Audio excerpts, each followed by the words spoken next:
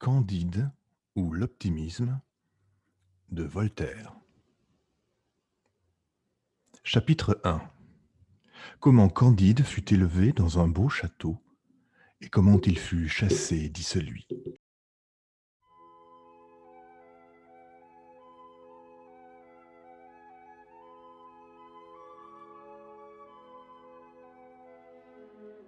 Il y avait en Westphalie, dans le château de monsieur le baron de Thunder-Ten-Tronckh, un jeune garçon à qui la nature avait donné les mœurs les plus douces. Sa physionomie annonçait son âme. Il avait le jugement assez droit, avec l'esprit le plus simple. C'est, je crois, pour cette raison qu'on le nommait Candide.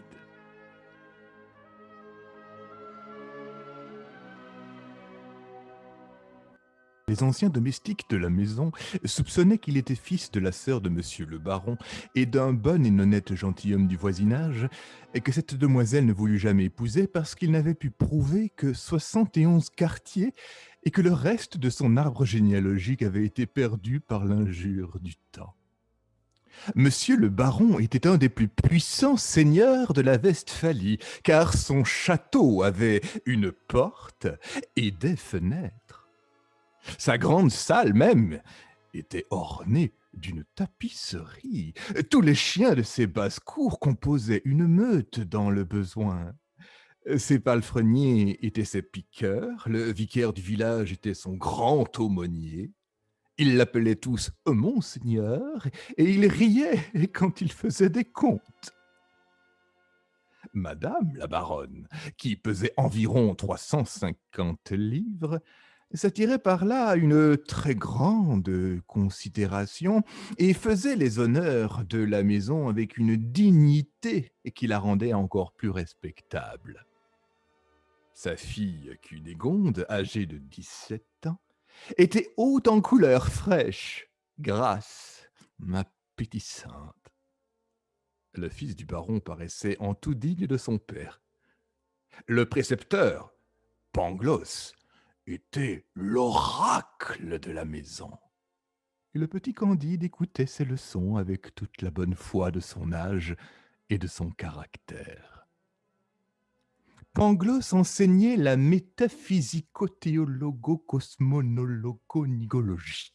Il prouvait admirablement qu'il n'y avait point d'effet sans cause et que, dans ce meilleur des mondes possibles, le château de monseigneur le baron était le plus beau des châteaux et madame la meilleure des baronnes possibles. Il est démontré, disait-il, que les choses ne peuvent être autrement, car tout étant fait pour une fin, tout est nécessairement pour la meilleure fin. Remarquez bien que les nez ont été faits pour porter des lunettes. Aussi avons-nous des lunettes. Les jambes sont visiblement instituées pour être chaussées, et nous avons des chausses. Les pierres ont été formées pour être taillées, et pour en faire des châteaux. Aussi, monseigneur a un très beau château. Le plus grand baron de la province doit être le mieux logé. Et les cochons étant faits pour être mangés, nous mangeons du porc toute l'année. Par conséquent, ceux qui ont avancé que tout est bien ont dit une sottise. Il fallait dire que tout est au mieux.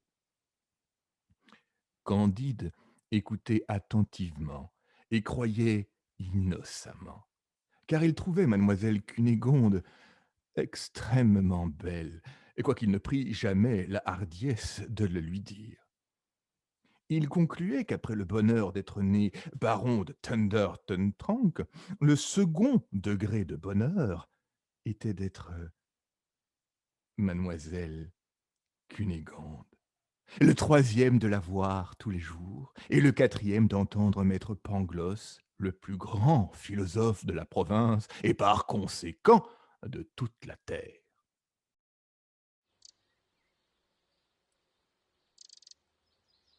Un jour, Cunégonde, en se promenant auprès du château, dans le petit bois qu'on appelait parc, vit entre des broussailles le docteur Pangloss qui donnait une leçon de physique expérimentale à la femme de chambre de sa mère, une petite brune très jolie et très docile. Comme mademoiselle Cunégonde avait beaucoup de dispositions pour les sciences, elle observa, sans souffler, les expériences réitérées dont elle fut témoin. Elle vit clairement la raison suffisante du docteur, les effets et les causes, et s'en retourna, toute agitée, toute pensive, toute remplie du désir d'être savante, songeant qu'elle pourrait bien être la raison suffisante du jeune Candide, qui pouvait aussi être la sienne.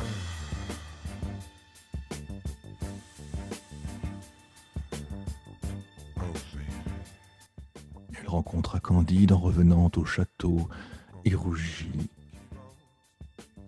Candide rougit aussi.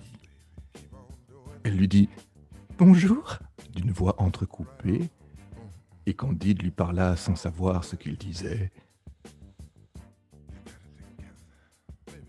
Le lendemain, après le dîner, comme on sortait de table, Cunégonde et Candide se trouvèrent derrière un paravent. Cunégonde laissa tomber son mouchoir. Candide le rabassa. Elle lui prit innocemment la main. Le jeune homme baisa innocemment la main de la jeune demoiselle avec une vivacité, une sensibilité, une grâce toute particulière.